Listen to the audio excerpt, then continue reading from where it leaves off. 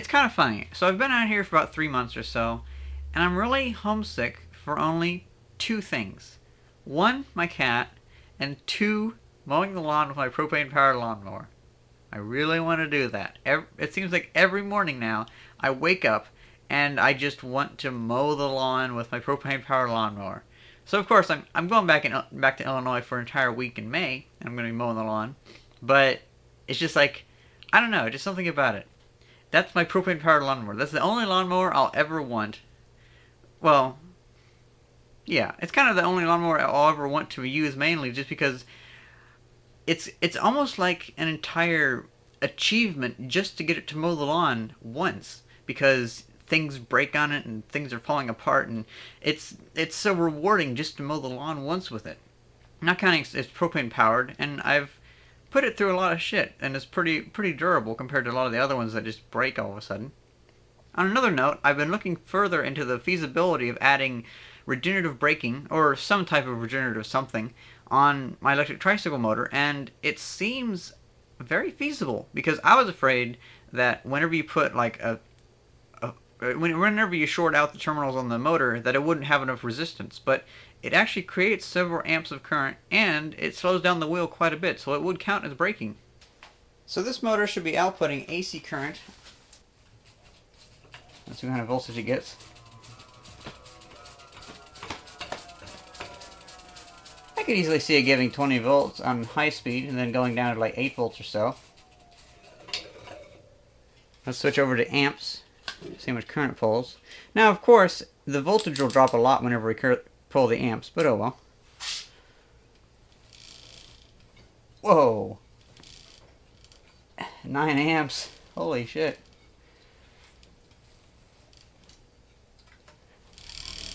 Ah, 12 amps.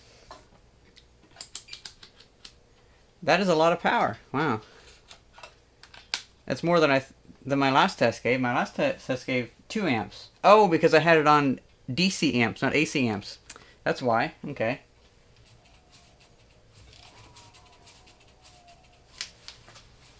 So most people will be wanting me to make it to where that energy coming off the motor feeds back into the battery.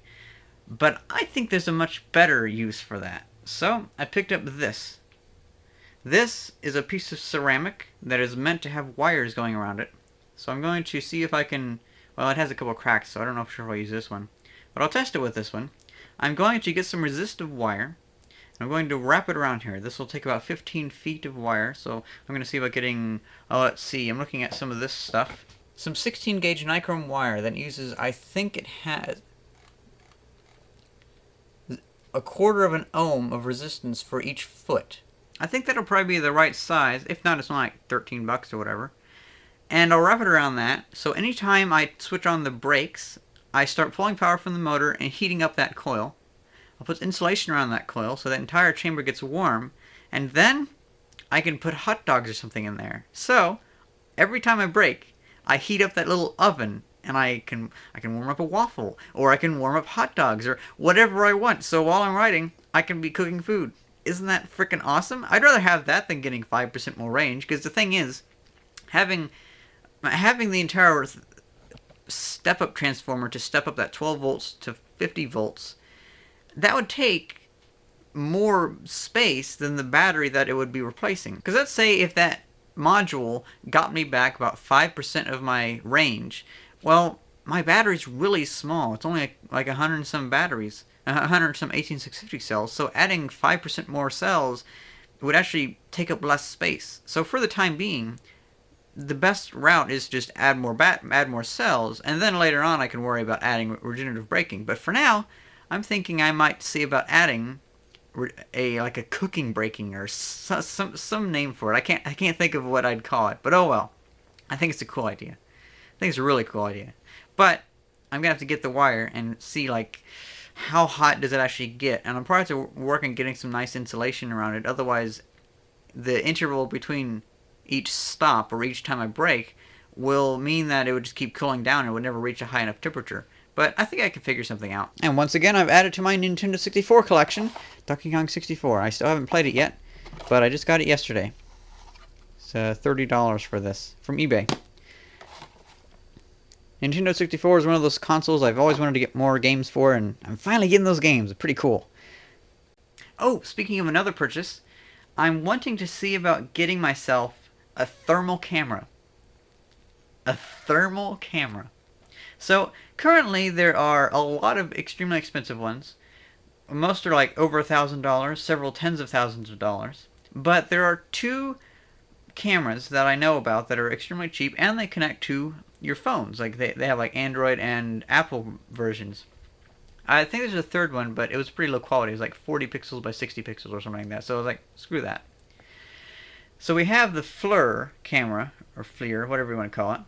But that's only like resolution of 80 by 60, I think. That's pretty bad quality too. But then there's the Seek thermal camera. The Seek thermal camera, I think it says 206 by 156 or 180, whatever. It's quite a bit better. It's a better resolution. So I'm thinking about getting that. It's only $200. I can get it for about $180 on Amazon, the lower range one, because they have two versions. They have the one that can only see so far, and they have the other one that can see like twice as far. But I'm going to be working with closer things. Like, for instance, I want to take that thermal camera and I want to like view how my cells are heating up. And also I want to do so many other things. Like I want to take it to like a steam engine festival and see all the steam engines that are really hot and see the ones that are cold and stuff like that. Because that'd be freaking cool. So I'm thinking I'm probably getting one of those. It'd be $180 or so. But I think it'd be kind of worth it because I've kind of wanted one for quite a while. The Tricycle trunk's holding up very well. I'm enjoying it quite a bit. And I made a smaller toolbox. I can't remember if I showed you guys this yet or not, but I'm enjoying it quite a bit. I also found a screwdriver on the side of the road. That was a pretty fucking awesome day. Just like anytime you find something cool and useful like this on the side of the road, you know it's going to be a good day. But inside here we have a bunch of stuff. I got this at, I think, Home Depot for $5. It's not bad at all. Once again, I have my zip ties. I have screwdrivers. I have my hex keys.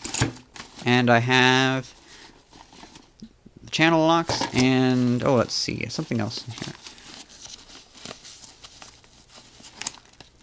Alright, a wrench. It's pretty much all I need for, well, general use.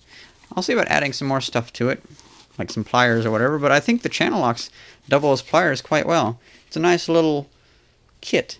I like it quite a bit, and it fits really nicely in here. I do have one question though, guys.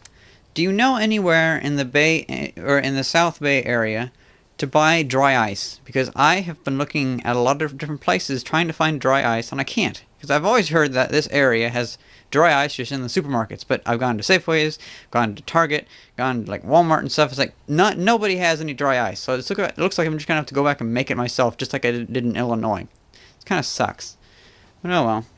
So yeah, if you guys know anywhere in like Cupertino, Sunnyvale, San Jose, even like Mountain Dew and stuff like that, that I can buy dry ice, that'd be really nice, because it'd just be fun to play with. Well, I hope you guys enjoyed this video, and thanks for watching. See ya!